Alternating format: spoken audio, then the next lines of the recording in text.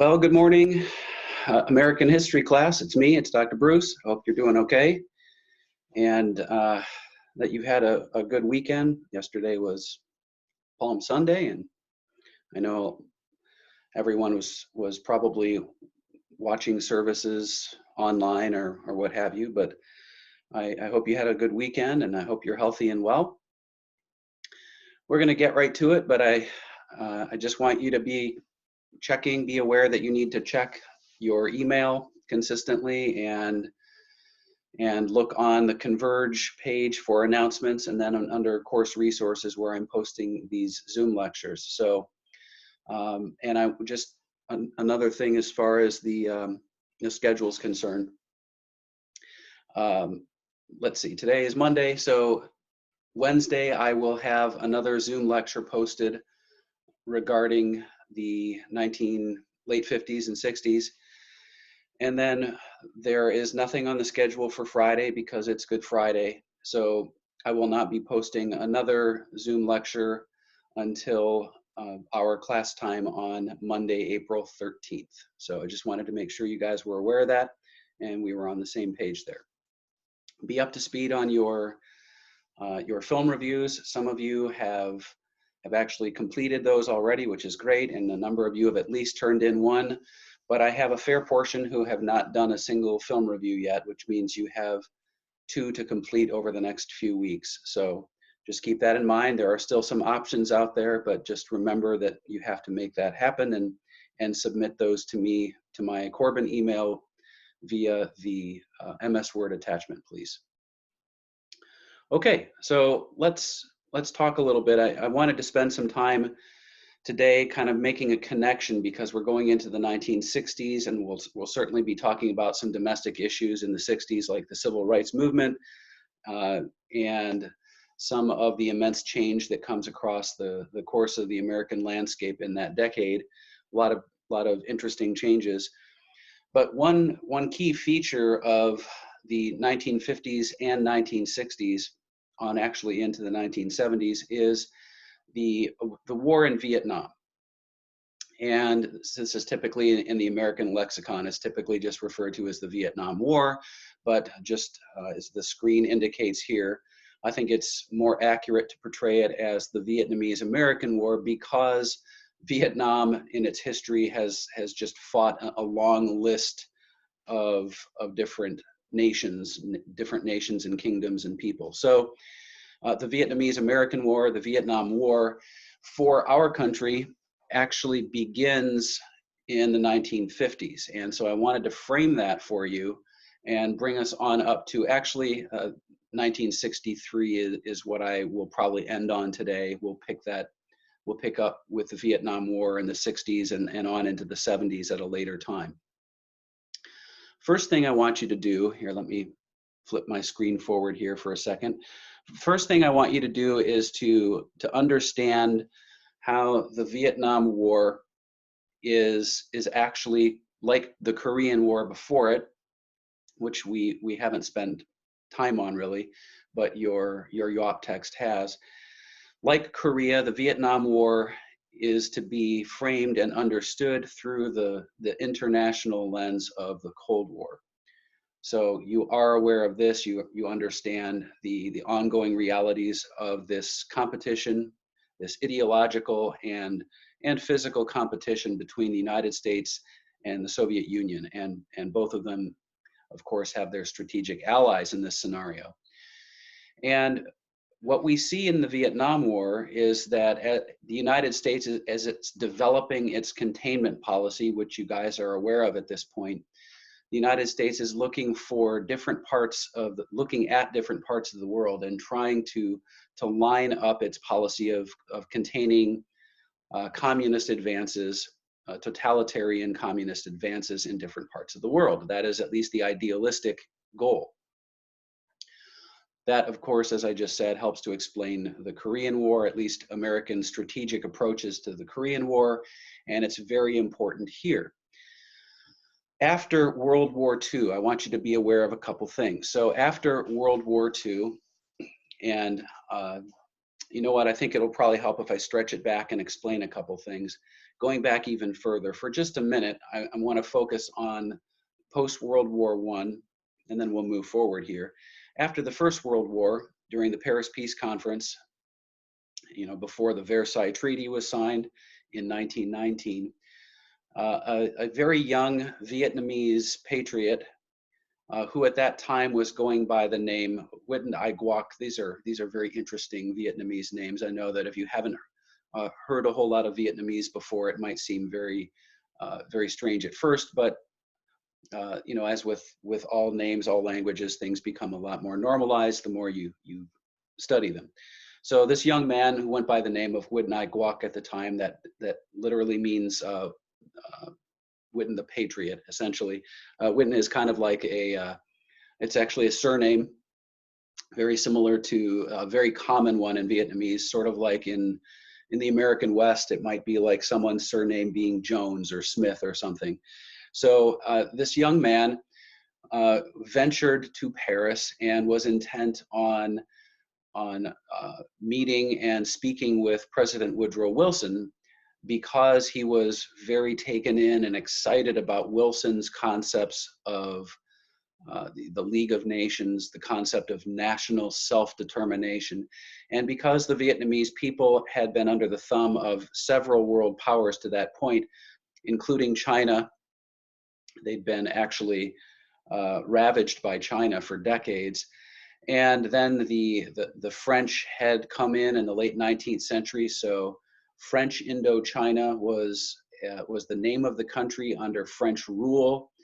And Ho Chi Minh, this young man who eventually takes the name Ho Chi, technically Ho Chi Minh, at this stage of his life, he goes by Nguyen Ai Quoc, but he changes his name several times. So the man who we know in history as Ho Chi Minh originally goes to the Paris Peace Conference intent on speaking to President Wilson and kind of picking his brain and talking about the American concepts of liberty and freedom and veering away from colonialism and things along those lines. And unfortunately, President Wilson refused to meet with Ho Chi Minh at that juncture.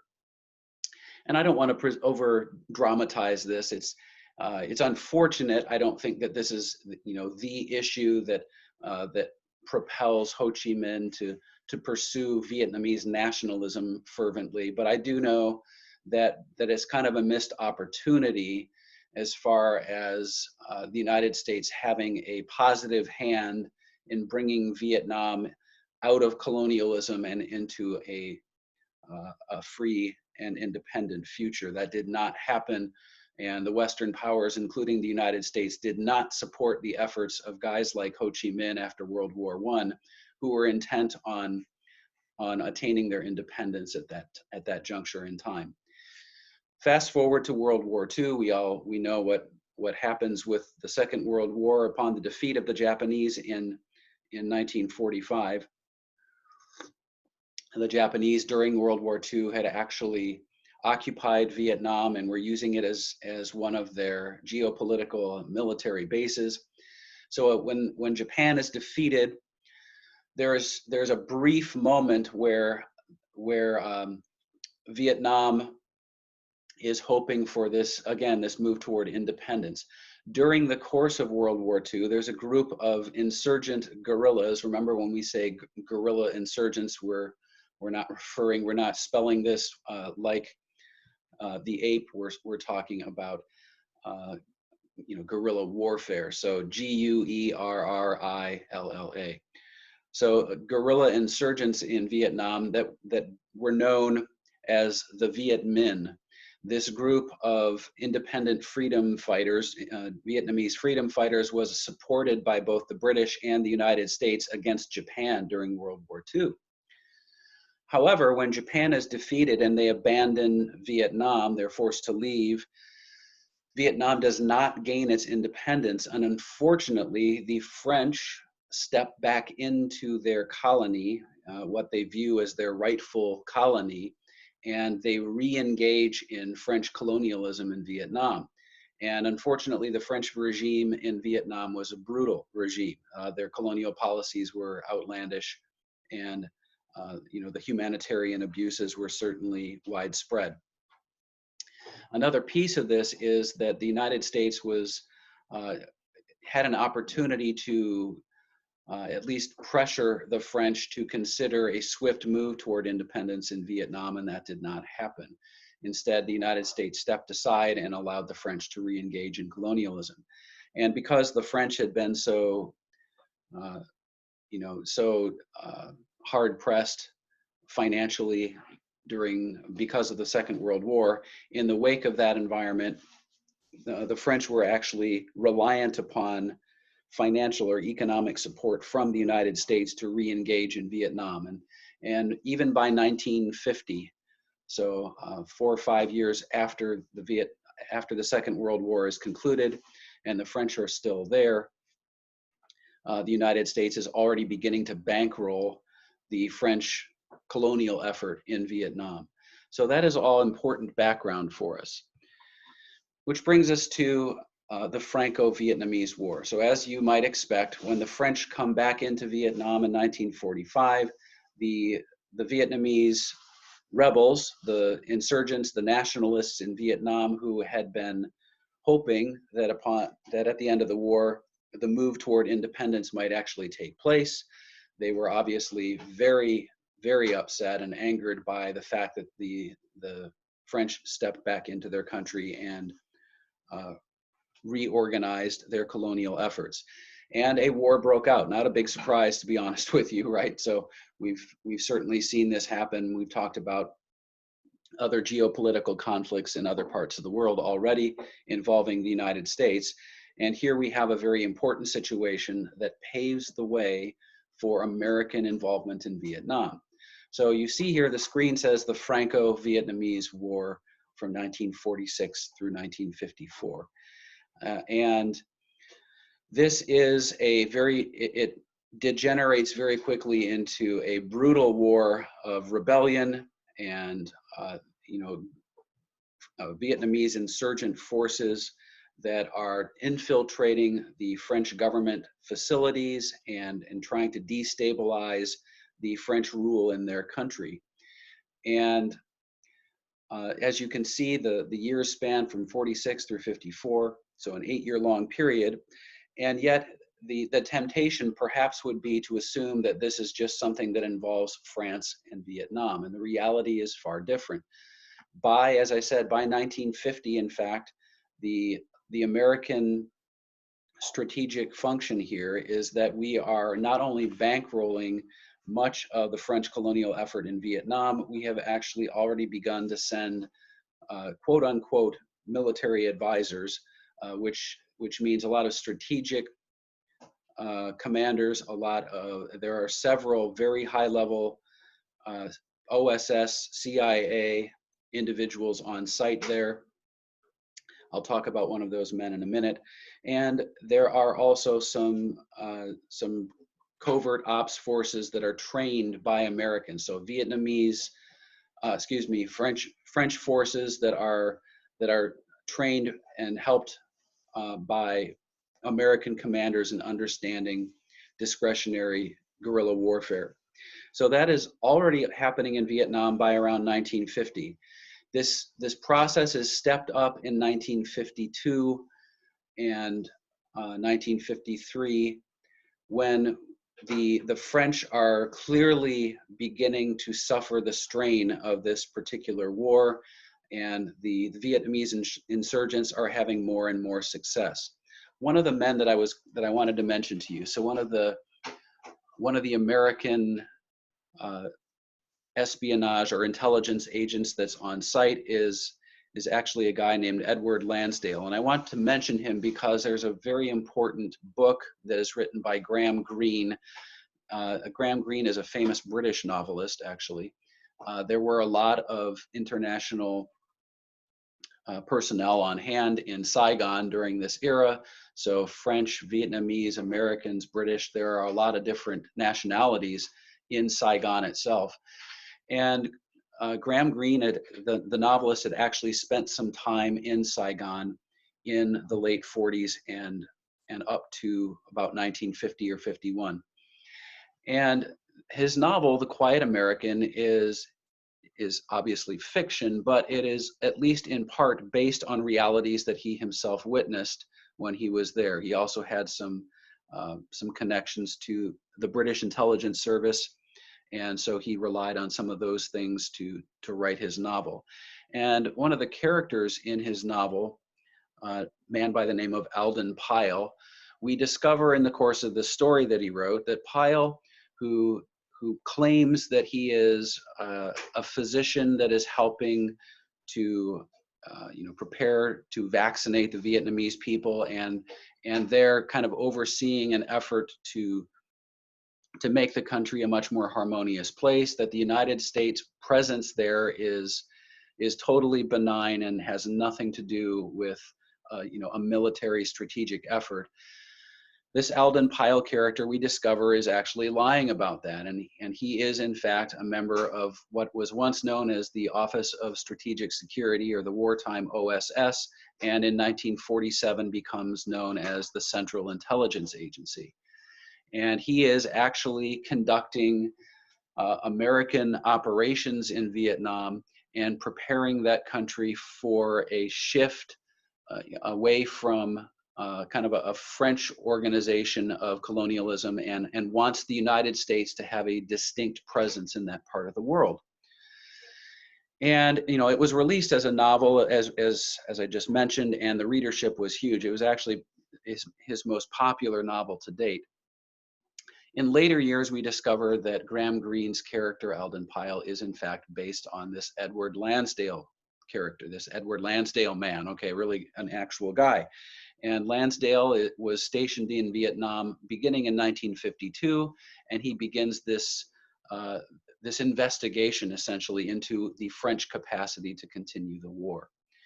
And it is Lansdale who leads the efforts to help the French transition away from Indochina and have the American presence in Vietnam begin to increase dramatically. And this happens most specifically beginning in 1954. So you see that the war, the Franco-Vietnamese War, comes to a screeching halt in 1954. There are some reasons for that.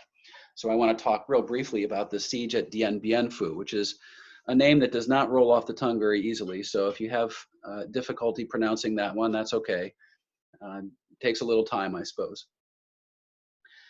By the way, I just want to mention in passing, I've got if you can see my neat mug here, the Bruce Clan mug. Pretty cool stuff, right?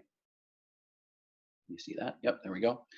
I hope you're enjoying some nice hot drinks here today as well, in the comfort of your homes or apartments. So the reason the French war in Vietnam comes to a screeching halt, they were losing a number of campaigns and battles, but the one that matters the most is a siege that occurs in the highlands in the north at a place called Dien Bien Phu. And it's kind of a dark comedy, I suppose. I want you to see a topographic view of this area. It's a very mountainous. If you look at the slide there, you can see it's a very mountainous territory. The French made the unwise decision to stage their campaigns in the northern highlands from a base of operation at Dien Bien Phu, and the fortress that they set up was actually surrounded on 3.5 sides actually by mountains, and so it was almost like the French had built their fortress in like the hollow of your palm. And what happens is the Vietnamese military commanders decide upon a strike against the French position at Dien Bien Phu to take place in May of 1954. And a really interesting story. I won't go into all the details, but it is kind of interesting the way that they carried this out. The manpower for the Vietnamese at that juncture was relatively limited in the highlands, and so they relied on a lot of actually civilians, in a sense, because most of them had not directly fought in battles. They'd supported the Vietnamese efforts against the French, but not often in battle, at least not in this way. And what happens is these Vietnamese rebels deassemble all sorts of artillery pieces. They find any weapon they can possibly come across, and they take even rather large artillery up to the top of these mountains and then reassemble them. It's really, there are some couple of photographs that now exist that were discovered that reveal this moment. And some of these artillery pieces, once they're disassembled, even like the cannons themselves are huge pieces, very, very long, probably weighing hundreds and hundreds of pounds, even when they're disassembled. They were attaching them to bicycles. Sometimes they would have them strapped to two bicycles and have the cannon straddling two bicycles, and they were wheeling them up the sides of the mountains and then reassembling these artillery pieces. And when it was all done, the Vietnamese guerrilla commanders relayed messages to the French and said, "You're surrounded.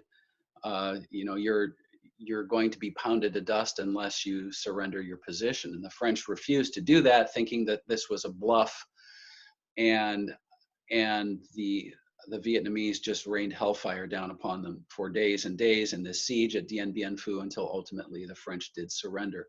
And the French surrender at Dien Bien Phu signals a very formal and very sudden end to the the Franco-Vietnam War.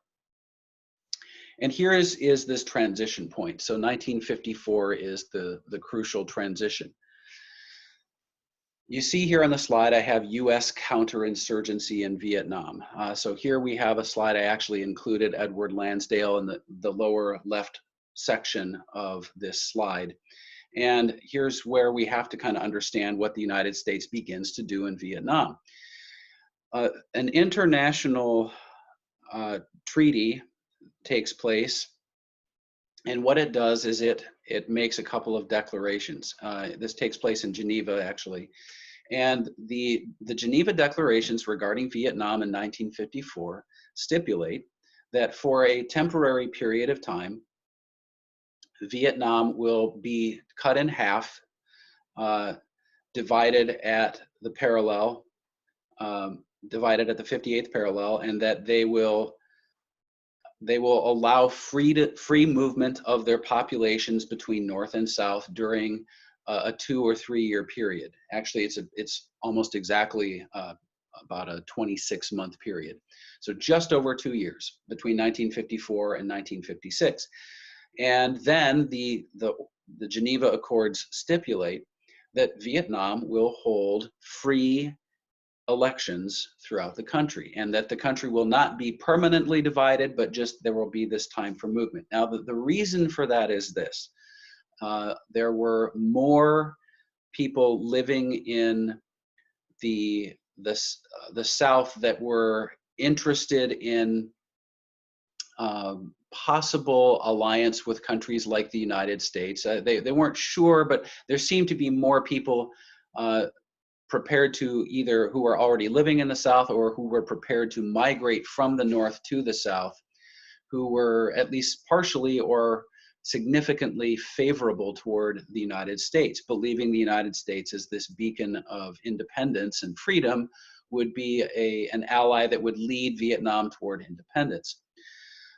There were also, this is an important part, there were also a huge number of Catholics that were actually near or across the northern parallel, right? So once the parallel is established, and many of these Catholic Vietnamese were encouraged then to move south closer to Saigon, or at least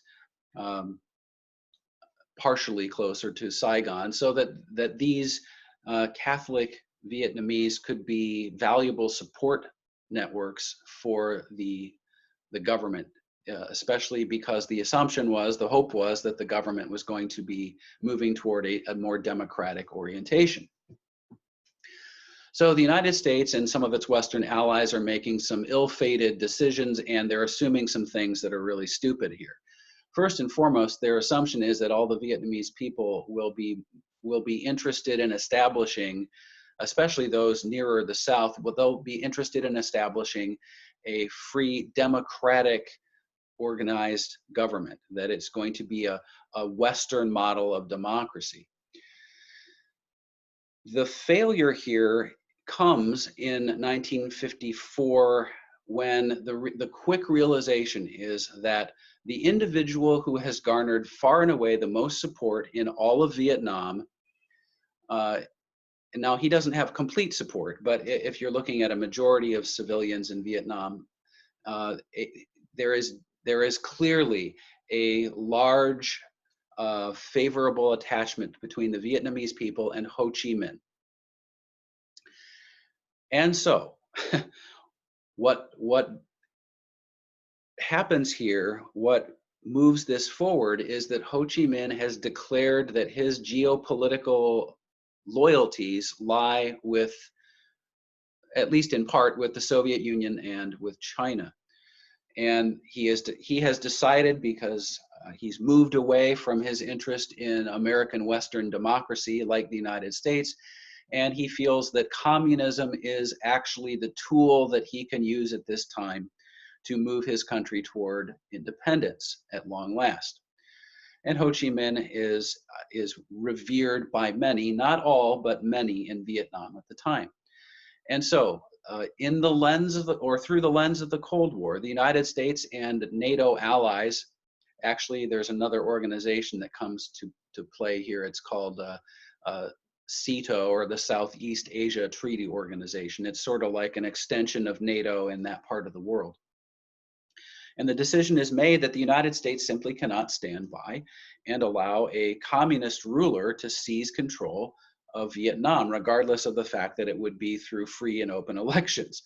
And so the fact that he's so popular and he so clearly would win any election in 1956 moves the United States to do something that causes all sorts of problems and leads us inexorably toward a massive military commitment in the coming years.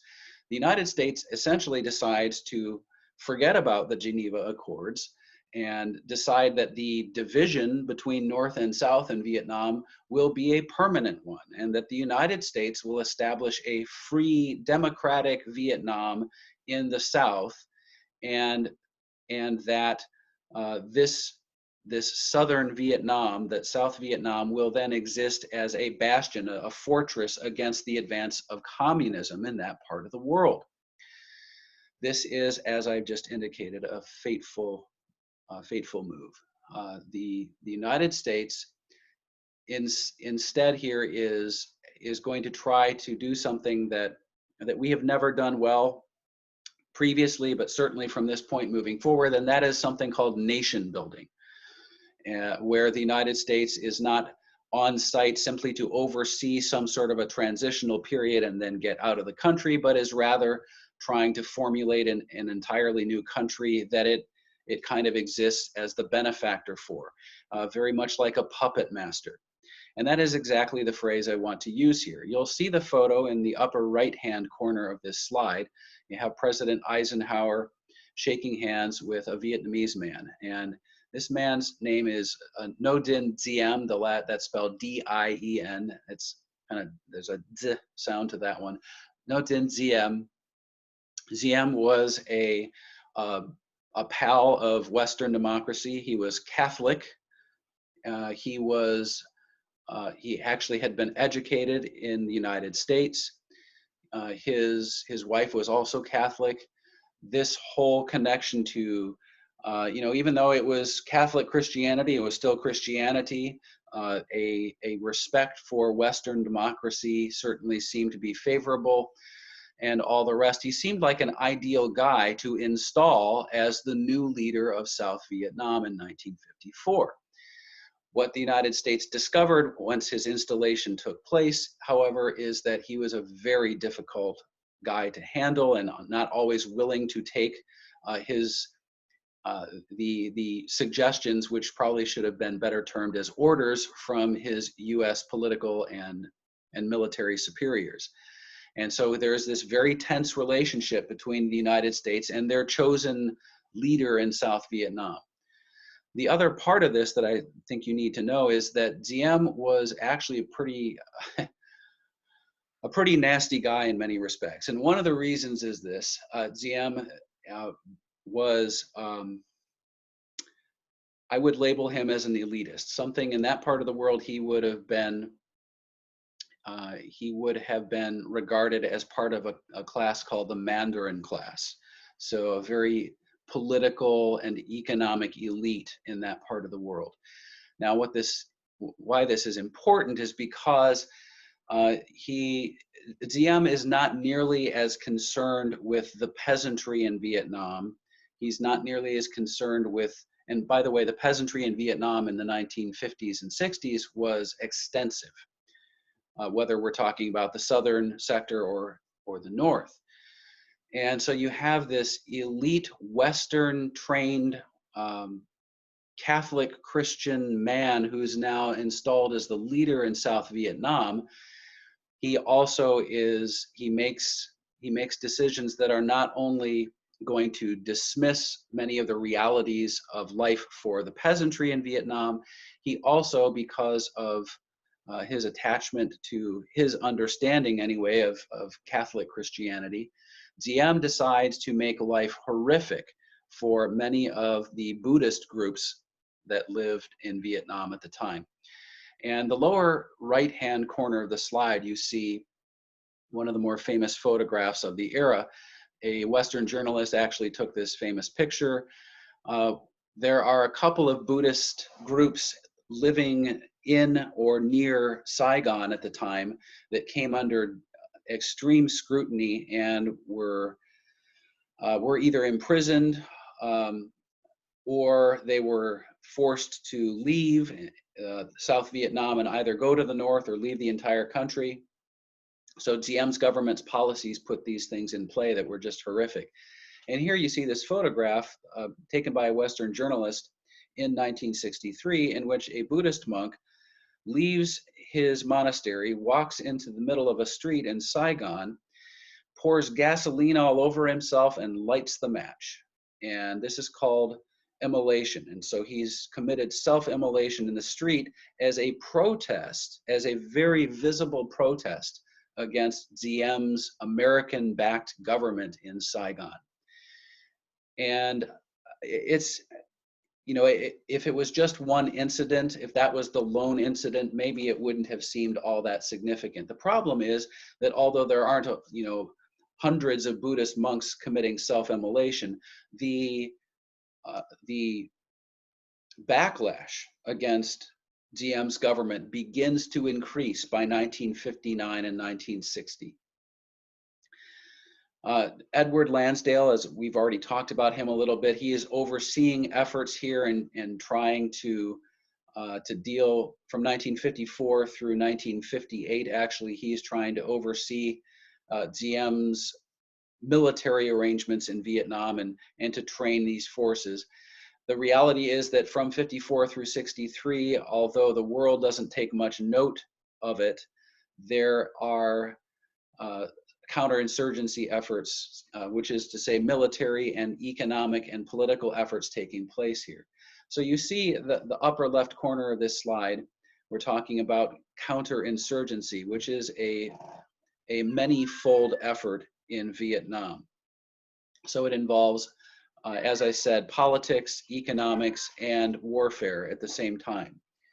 And sorry, my cat has decided to have a conversation with me right now. So she's over, my nearly 19-year-old kitty, Misty, is saying hello to you. I'm not sure if you can hear her. Hello, Misty. Are you gonna, okay, never mind. She's gonna stare at you now, even though you can't see her.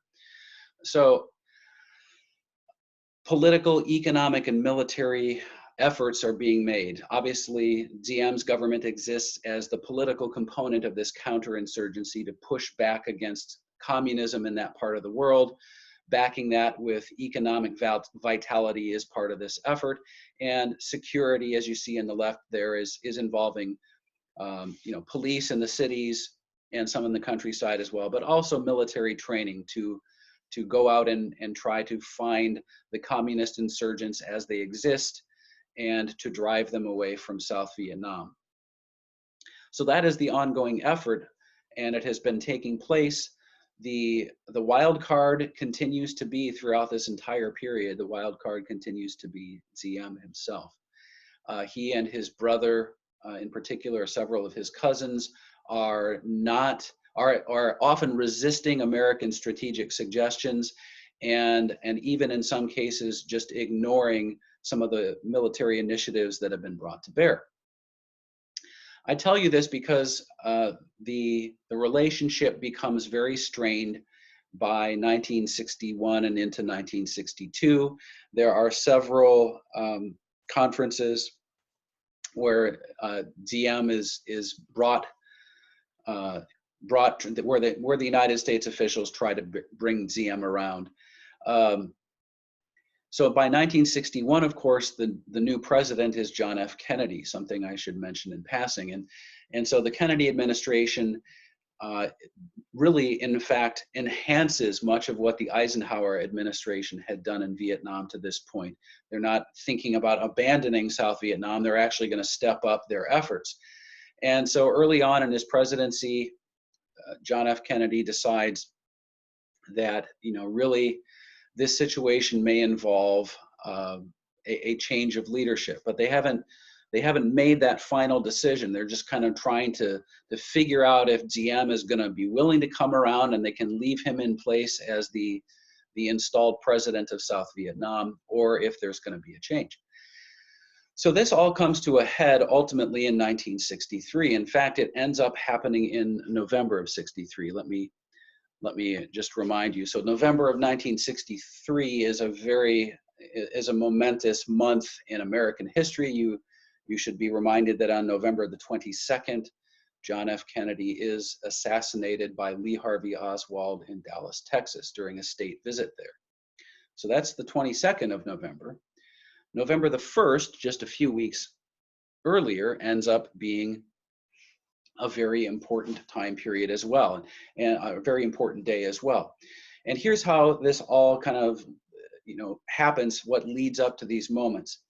In the preceding months, in an effort to force Ngo Dinh Diem to become more receptive to American instructions about South Vietnam, the United States removes about nearly 1,000 advisors. It's actually just under 1,000 advisors from Saigon, and they leave on a boat home, actually toward the Western United States.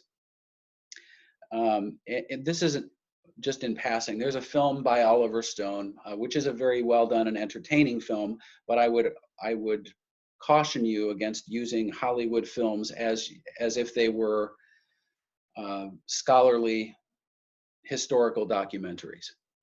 In the film, one of the key characters, one of the key meetings in the film is between the district attorney, Jim Garrison, who's bringing the conspiracy to trial, the ostensible conspiracy of the JFK assassination, bringing that to trial. And he goes and he meets with, ostensibly anyway, he meets with this secret agent on a park bench, of course, right, in Washington, D.C., near the Washington Monument, and they have this conversation. And the audience is led to believe in the movie that JFK was actually intent on de-escalating American involvement in Vietnam. And in the movie, the proof of this, the quote-unquote proof of this, is labeled through the idea that JFK removed these advisors from Vietnam, that he was sending advisors home in 1960, actually late 1962 and early 1963. And this is proof that JFK was going to remove the United States from Southeast Asia and not allow that war to happen. That it's lazy history. It's only a part of the story. And it's something that historians hate. You have to have the entire context, of course, the entire truth. And here's the other part of it. The reality is that JFK was actually trying to put political pressure on Diem to come around and listen to American reason, if you will, to force Diem to comply. As those 1,000 advisors were leaving South Vietnam, there were actually over 1,000, almost 1,400 in fact, both troops and commanders and advisors who were leaving from San Diego Harbor, in fact, and were traveling to Saigon. So it's a bit of a pressure cooker situation, but the whole goal was to kind of freak Diem out and kind of make him realize maybe I better start reevaluating my own positions, and maybe I should listen to my American advisors a little bit more effectively. So that's the precursor to this. And unfortunately, when the new advisors arrive and they're issuing new orders for policy in Vietnam, Diem continues to resist. He'd made a lot of enemies in Vietnam, and here's what happens on November the 1st. He is assassinated. Now, of course, conspiracy theorists the globe over would probably love a story where it's the United States, where it's the Central Intelligence Agency that is clearly linked to responsibility. Although that has happened in our history, that does not appear to be the case here. What I would say is that the CIA knew about the assassination plot, or at least there were rumors of it, and they didn't do anything to stop it. So the United States, the Central Intelligence Agency, is not directly responsible for Diem's assassination. However, we didn't intervene. So, we probably would say we have some secondary responsibility there. He was almost assuredly assassinated by Vietnamese nationalists living in the South. And in fact, records, some of the declassified material suggests strongly that it was a group of commanders who eventually become known as the Viet Cong. So members of a group in the South. The Viet Cong are South Vietnamese who fight against the American installed government in South Vietnam. And so precursor to that, some of the operatives that eventually work in the Viet Cong, they planned and carried out this assassination against Diem in November of '63. So '63 becomes this massive transition in Vietnam as the United States, no longer is dealing with Diem himself, and the efforts from that moment moving forward are escalated up and up and up, and American political and military personnel begin to increase.